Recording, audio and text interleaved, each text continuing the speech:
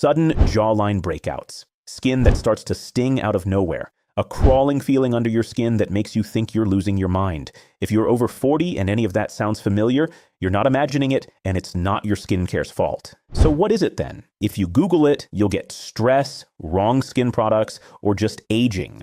None of those are the real answer, and the real answer is stranger than you'd think. But before I get into it, you need to know why almost nobody caught this in the first place. Here's the frustrating part. Your dermatologist blamed your breakouts on stress. Your gynecologist said your cycle's still regular, so you're fine.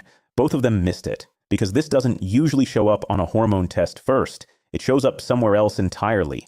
And once you know where to look, you'll start noticing it everywhere. I'm the digital twin of Dr. Prakash Acharya, a licensed dermatologist, here to give you the real mechanism.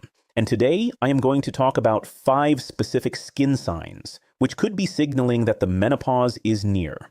Women in their late 30s and 40s are convinced their skincare is failing them, when their skin is actually just the messenger. And knowing these 5 signs in the correct order matters, because each one connects to the next. The last one on the list is something almost nobody's ever heard of. Let's start with the one you've probably already noticed. Sign 1, breakouts that show up for the first time in your late 30s or 40s, almost always along the jawline and chin. Here's the confusing part. Your hormone panel might come back completely normal. So how does a normal hormone level cause a brand new skin problem? Because it was never about the amount. It's about the ratio. Estrogen and progesterone normally keep androgen hormones in check. In perimenopause, estrogen drops first, and it drops faster. So even though your androgens haven't necessarily gone up, their voice suddenly gets louder in the room. It's like turning down one singer's mic in a duet. The other voice sounds louder, even though it never changed volume at all. And that's just what's happening on the surface. Underneath, there's a much bigger structural shift going on, one that decides whether your skin stays firm or starts to feel like paper. Sign 2, your skin suddenly feels papery thin, and it bruises more easily than it used to. Here's the number that surprises most women. Collagen can decline sharply within the first several years after estrogen starts dropping, and it keeps declining after that.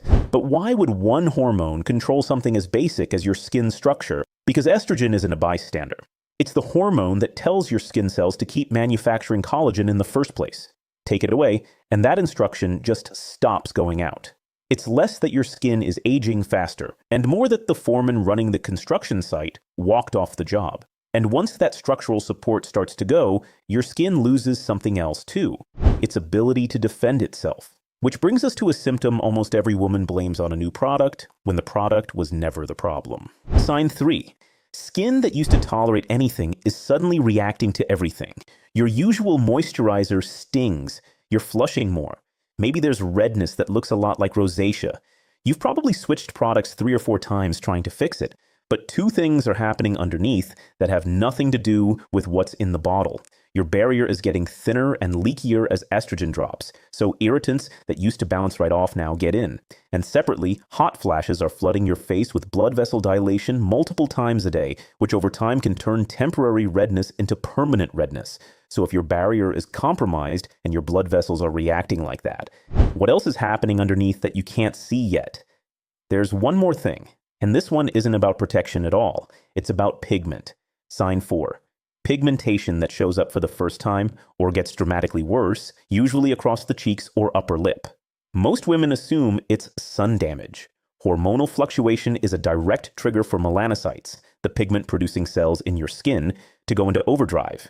It's actually the same mechanism behind pregnancy mask, just a different hormonal trigger flipping the same switch, which is exactly why a brightening serum alone won't fix it. You'd be treating the pigment while ignoring the switch that keeps flipping it back on. 4 signs down. I've saved the strangest one for last on purpose, because this is the one that convinces women something is seriously wrong with them. Not because they can see it, because they can't see it at all. Sign 5. A crawling, tingling, sometimes itchy sensation under your skin, like something is moving on you, even though nothing is there. It's called formication. And it sounds almost too strange to be real, but it's a well-documented symptom, thought to come from dropping estrogen affecting the nerve endings in your skin. If this has ever happened to you, and you quietly thought you were losing your mind, you weren't. It has a name, and it's hormonal. But here's the question that should actually get your attention. If your hormones can create a sensation like that on your skin, what else are they doing somewhere you'd never think to check? Because it's not just your face. 1. A sudden electric shock sensation, usually right before a hot flash. 2. Burning mouth syndrome, an actual medical term for a burning sensation on your tongue or the roof of your mouth, with nothing visibly causing it. And 3, a sharp, unexplained rise in frozen shoulder cases in women in their 40s and 50s, to the point where researchers are now asking whether it's hormonal, not just mechanical. 3 symptoms, 3 completely different parts of the body, and one connecting thread running underneath all of them that almost nobody talks about. So here's where I want to leave you. Having 1 or 2 of these doesn't mean something is wrong with you, and it definitely doesn't mean you need to buy a shelf of new products. Your body isn't betraying you. It's sending a message. And for most women, nobody ever translates it. Because your skin is often the very first place perimenopause shows up. You just have to know what you're looking at.